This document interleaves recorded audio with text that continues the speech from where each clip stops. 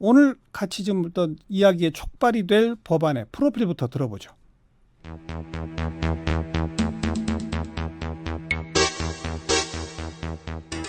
이름 인사청문회법 일부 개정 법률안 발의 민주평화당 김경진 의원의 10명 생년월일 2019년 3월 22일 계류일 19일 부동산 투기, 위장 전입 등 크고 작은 의혹이 불거진 장관 후보자 국회 인사청문회. 하지만 청와대는 임명을 강행하면서 인사청문회가 요식적 행위로 전락하는 것이 아니냐는 논란이 일고 있다. 선부실 검증, 후 임명 강행. 인사청문회의 악순환을 어떻게 하면 끊을 수 있을까? 네, 이 법 개정안 대표 발의하신 민주평화당의 김경진 의원을 모셨습니다. 어서 오십시오. 안녕하십니까. 네. 김경진입니다. 최근에 이 법 개정안을 내셨네요. 예, 그렇습니다. 얼마 전 3월 22일. 네. 네. 핵심 내용은 뭡니까? 우선 이제 인사청문 과정에서 자료 제출 요구를 하면, 네. 근데 사실은 우리가 이제 자료 제출 요구를 해당 공직 지명 후보자에게도 하지만 실은 그 자료를 가지고 있는 기관들은 객관적인 제3의 기관들입니다. 예, 예. 가령 금융기관이 됐든 예. 또는 공적기관이 됐든. 예. 그럼 후보자에게도 요구하고 또 공적기관에도 요구를 하는데 네. 후보자 측에서는 일단 안 내고 버팁니다. 그러니까 자신들이 그 공적 기관에 가서 자신의 자료이기 때문에 받아서 제출을 해주면 되는데 예, 예. 일단 이제 제출을 안 하죠. 그리고 우리 공적 기관에다가 그러면 우리 국회에서 인사청문상 필요하니까 좀 보내달라라고 네. 얘기를 하면 네. 이거는 금융실명제법에 걸리는 문제입니다. 아. 아니면 이거는 사람의 개인정보에 관한 부분이기 때문에 개인정보 보호에 관한 법률. 개인정보보호법에 걸리는 문제여서 저희가 드릴 수 없습니다. 이제 네. 이렇게 얘기를 하거든요. 예. 그러면 이제 후보자 본인은 사실 이제 자기 정보니까 자기가 가서 받아오면 되는데 또 안 내요. 그래서 근데 이제 제가 전직이 법조인 출신이고 예. 사법고시를 합격했던 사람이기 때문에 이제 저희가 법 해석을 할 때는 가령 일반법과 특별법이 있으면 특별법이 우선하는 거거든요. 예. 그다음에 법이 과거에 만들어진 법과 새로 최근에 만들어진 법 사이에 약간의 어떤 미묘한 충돌이 있으면 신법이 우선하거든요. 법 해석에 관한 원칙이. 예. 그러면 인사청문 절차라고 하는 이 특수한 상황과 관련해 가지고 개인정보 보호라고 하는 일반적인 보호 상황이 어떤 필요성이 있다고 할지라도 예. 이 인사청문과 관련해서는 특수한 상황이기 때문에 특별법인 인사청문회법이 우선할 것이다라고 저희들은 해석을 하고 주장을 하지만 예. 어쨌든 그런 얘기를 듣는 해당 자료를 보유하고 있는 기관 입장에서는 그건 국회의원 당신 생각이고 아하. 우리가 생각할 때는 개인정보보호법이 아니다. 우선이기 때문에 드릴 수 예. 없습니다. 이제 철벽방어를 하는 겁니다. 예. 근데 실제에 있어서 해석에 있어서도 그런 어떤 뭐랄까 논쟁의 소지들이 있을 수 있죠. 논란의 여지가 예, 있죠. 그래서 그 부분을 아예 명확하게 못을 박아놓기 위해서 인사청문 대상에 올라오는 사람은 그건 개인이 아니거든요. 공인 중에 공인 아니겠습니까? 그럼 뭐 개인정보 보호를 받으려면 인사청문 후보로 왜 올라옵니까? 공인 안 해야 됩니다. 예. 그래서 올라오는 사람에 대해서는 개인정보보호법 적용되지 않는다. 금융 실명거래에 관한 비밀 보호 조항이 적용되지 않는다라는 것을 명확히 하고자 하는 내용의 법안인 겁니다. 그래서 그 해당 기관이 개인정보보호나 금융실명법을 핑계로 자료 제출을 거부하지 못하도록. 예. 지금은 그러니까 후보자 본인한테 자료 제출 요청했을 때 후보자 본인이 자료 제출을 안 하면 네. 처벌 조항 없어요?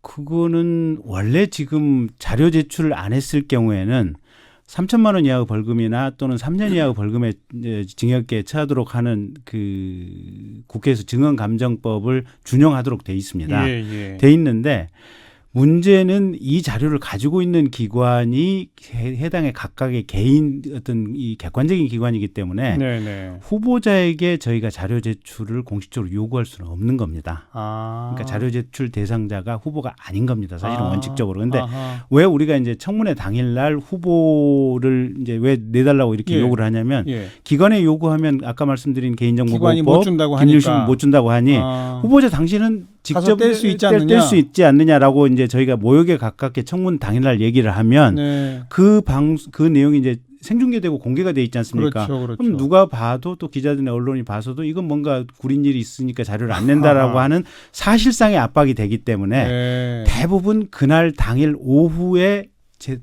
이제 떼가지고 내는 거죠. 네. 근데 실은 대부분의 후보자들이 그걸 노리고 있는 겁니다. 그러니까 가령 일주일 전에 제출을 했다 이러면 예. 국회의원들이 그 받은 자료를 가지고 굉장히 자세한 분석을 하지 않겠습니까? 그렇죠. 근데 당일날 오후에 자료가 오면 저희로서는 사실은 청문회 하고 있는 중간이고 알겠습니다. 예, 볼 수가 없는 거죠. 뭐 지금 오늘 김경진 의원 모신 거는 얼마 전에 대표 발의하신 그런 그 자료 제출에 관한 법적 애매모호성을 좀 정리해 봅시다. 네, 네. 뭐 그거 하나 때문에 모신 건 솔직히 아니고 네.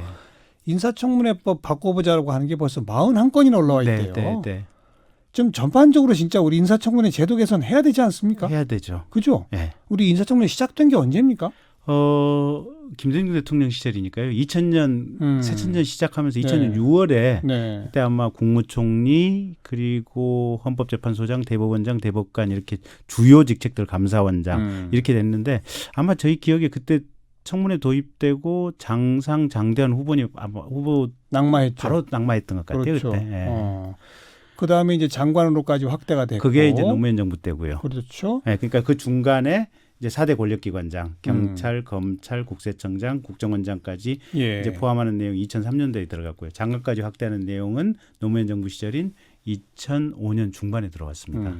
그리고 뭐 총리나 뭐 이런 몇몇 자리들은 국회 동의가 필수인데 장관급에 있어서는 동의가 아니죠. 없어도 인사청문회를 거치기만 하면 대통령 임명할 수가 있는 거죠. 청문 보고서를 채택하면 네. 청문 보고서 채택에 적격 부적격이 같이 나와도 네. 그냥 임명할 수 있고 네. 심지어는 채택이 안 된다고 하더라도 일정 기간이 지나면 예. 임명할 수가 있는 거죠. 그래 지금 인사청문회를 보면 일반 국민적 평가는 이제 두 가지 목소리가 나오는 거예요. 네.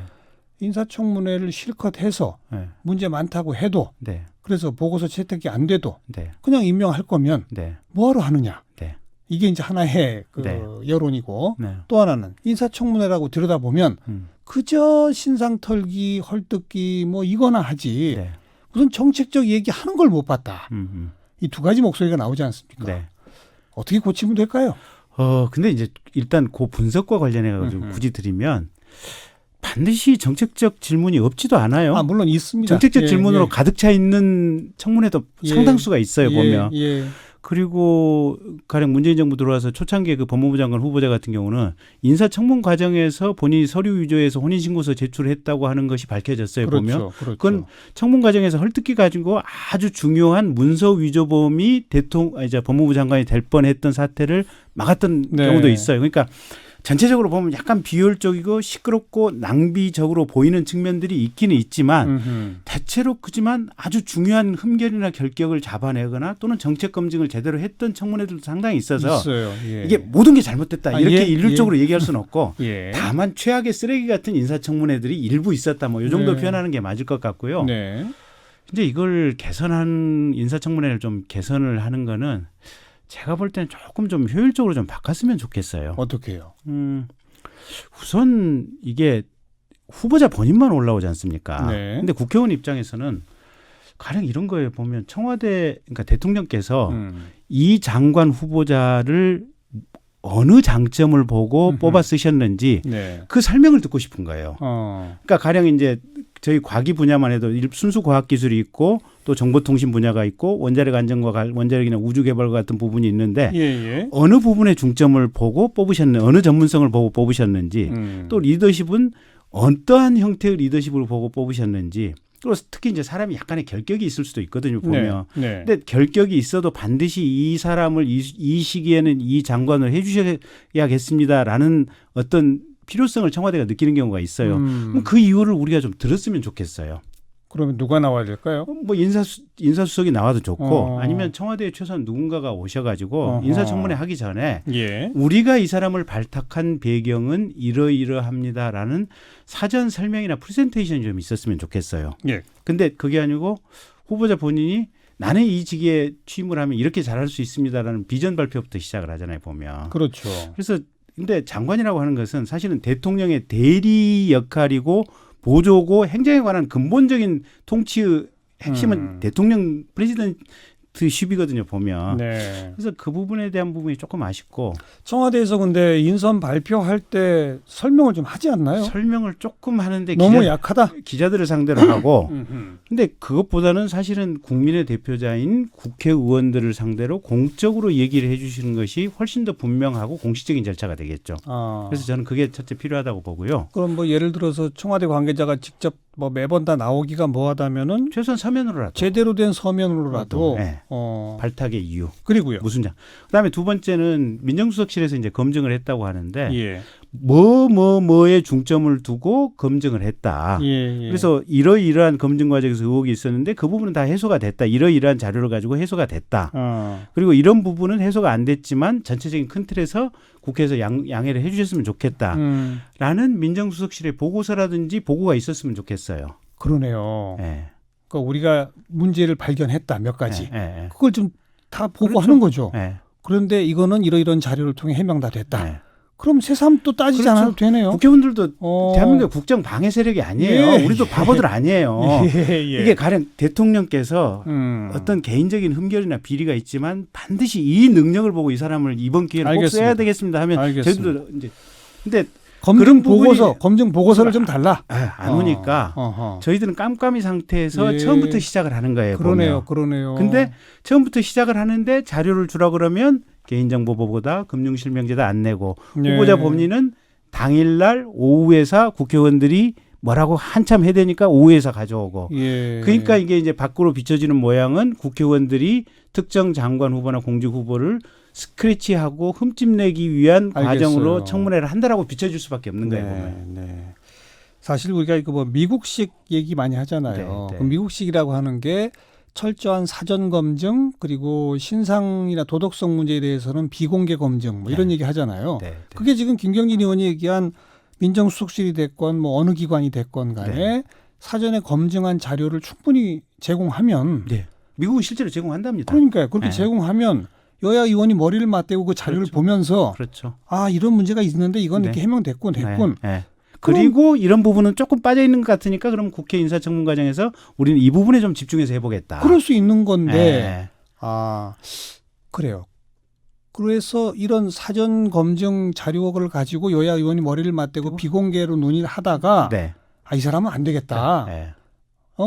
그럼 다시 청와대랑 논의해서 아예 후보자를 다시 보내달라. 이럴 수도 있는 거 아닌가요? 그래서 그 자료가 넘어오면 국회 안에서 저희는 이제 하루에 공개 청문회를 원칙으로 하잖아요. 이 공개 청문회 하기 이전에 비공개 청문 절차를 하루 정도 가졌으면 좋겠어요.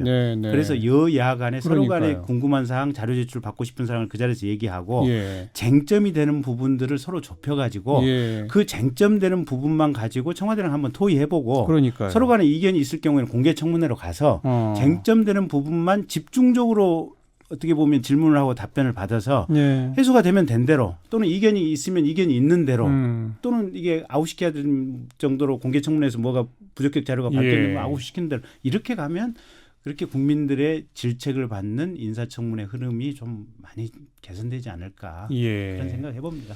그런데 인사청문제도 바꾸자가 이제 여러 국회에서 매번 논의가 됐는데 솔직히 말해서 야당 입장에서는 여기서 장관 후보자들 호통치고 저거 할 수 있는 기회가 되니까 이거 뭐 비공개 공개 따로 나누고 이런 거 싫어한단 말이에요. 또 여당 입장이 되면 자기네가 사전 검증을 한 자료를 내놔라. 그러면 그 민낯을 다 공개하라는 얘기인데 이것도 싫다. 이래서 지금 계속 안 되는 거 아닙니까? 그러니까 이제 여당도 그렇고 야당도 그렇고 모두가 통이 커야죠. 그리고 전체적으로 보면 큰 틀에서 보면 내 사람 네 사람이 어디 있습니까 보면 이게 집권하기 전에 선거 전을 하는 과정에서는 네 편 내 편이 있지만 집권한 이후에서는 국가 전체를 보고 인재를 뽑아 쓰는 거 아니겠습니까? 여당이 일단 먼저 통이 커야죠. 야당 입장에서도 보면 국정에 대한 견제지 국정에 대한 방해가 아니지 않습니까? 그래서 조금 통이 큰 게 훨씬 더 나은 거죠. 그럴 필요성들도 있고요. 근데 별로 통이 안 커요 지금. 그래서 큰 두 정당이 보면 다 속이 좁아요. 통큰 저는 조그만 정당에 속해 있고요. 그게 조그만 정당에 있는 분들만 통큰 얘기를 해요. 네. 대체로 보면 책임이 없으니까 그럴까요? 권한이 없으니까 그러니까요. 그러니까 이번에도 뭐 원내대표들 모여가지고 인사청문 제도 개선도 논의를 좀 했다는데 네. 어떻게 좀 될까요? 잘 안 될 겁니다. 안 돼요? 왜냐하면 이게 이제 국회가 운영이라고 하는 데가 네. 지금 국회 자체의 운영과 그다음에 청와대에 대한 지금 감사 기능이 예, 있죠. 감사 기능을 가지고 있지 않습니까? 예. 그러다 보니까 국회 운영위의 인적 구성을 보면 이제 여야 원내대표단으로 구성이 돼 있는데 원내대표단 이외의 운영위 소속 이제 위원들이 있거든요. 근데 각 당에서 최고 쌈꾼들을 운영위로 보냅니다. 실제로 보시면 운영위 거기 회의하는 걸 보면 불꽃이 튀기거든요. 단 한 구절, 단 한 마디라도 지지 않는 의원들이 거기 포진을 하고 있습니다. 왜 그래요? 운영에서 밀리면 국정 전체가 밀리고 국회에서 밀리고 청와대가 밀린다 이 생각을 하고 있으니까 모든 정권 때 뭐 여야를 안 가리고 그런 거죠. 예. 또 운영위를 넘어뜨리면 우리가 전국의 주도권을 잡는다라고 하는 그 생각을 가지고 있으니까 네. 결국은 운영위 소관 법률이 결국은 이 운영위 소위라든지 상임위를 통과해야 될 거 아니겠습니까? 그렇죠. 매번 이게 싸우다 보면 서로 간에 감정이 누적이 인사청문회법이 운영위 소관이에요. 그렇습니다. 어. 그러니까 잘 안 되는 거죠 구조적으로. 차라리 법사위라든지 뭐 행안이라든지 뭐 네. 다른 상임위로 보내면 네. 훨씬 잘 될 겁니다. 네. 근데 다른 상임위로 보낼 수도 없잖아요. 뭐 가령 국회 그거는 이제 그 자체의 국회의 절차에 관한 문제니까 이건 정개특위로 보내도 되는 거죠. 정개특위. 네. 입법권을 그러네요. 준 정개특위로 보내면 오히려 어. 이건 해결 가능성이 높아지는 거죠. 정개특위가 다루는 게 하나의 정말 네. 방법이겠는데요. 그렇죠. 지금까지 정개특위 차원에서 인사청문 제도 개선 논의해 본 적은 없죠. 없죠. 네. 이제는 할 때가 되지 않았나요? 그렇죠. 그죠? 네. 그리고 여야 이게 뭐 집권 또 야당 이 공수교대를 몇 번 했으니까 그러니까요. 지금 상황이 제일 좋은 거죠. 네. 그리고 또 하나 그 이거야말로 정말 우리 청취자분들한테 제가 말하기는 좀 조심스러운 대목이긴 한데 네, 네. 지금 청와대가 뭐 7대 기준 무슨 기준 가지고 이제 검증을 네. 하지 않습니까? 네. 그런데도 또 청와대를 얘기를 들어보면 이 시킬 만한 사람들은 다 무슨 흠결이 있고 네. 뭐 또 이런 인사청문회가 싫어서 아예 안 하겠다는 사람도 많고 네. 뭐 이제 이런 반응들이 나오잖아요. 네. 네. 그래서 우리의 지난 역사와 현실이 그렇다면 네. 이 검증의 기준을 조금 좀 완화할 필요도 있는 거 아닙니까, 솔직히? 그럴 필요성도 있죠. 가령 그러니까 저기 왜 그 다운 계약서 같은 예, 경우 예. 그건 옛날에 집 산 사람들 한 20년, 30년 전에 집 산 사람들은 그건 자기도 몰라요. 자기가 안 썼죠. 보통 그러니까요. 복덕방에서 다 알아서 하는 그냥 거죠. 법무사 예. 사무실하고 세무사 사무실 예, 알아서 예. 그냥 자동 처리가 예, 됐고 예. 그런 다운 계약서가 자기 그러니까요. 명의로 쓰여 있는지조차도 모르죠. 그렇죠. 근데 이제 문제는 가령 민주당이 야당할 때는 그걸 가지고 늘어졌고 또 거꾸로 자유한국당이 또 예. 야당할 때는 그것 가지고 이제 서로 늘어지는 상황인데 알겠어요. 이제 그 기준을 다운시켜야 될 필요성이 있는데 이제 저는 이 얘기를 드리고 싶어요. 뭐냐면 짧게. 예. 짧게 일단 인사수석실 숫자가 너무 적어요. 사람이. 사람이 한 20명이 가령 부처 6개를 3개월 후에 개각을 한다.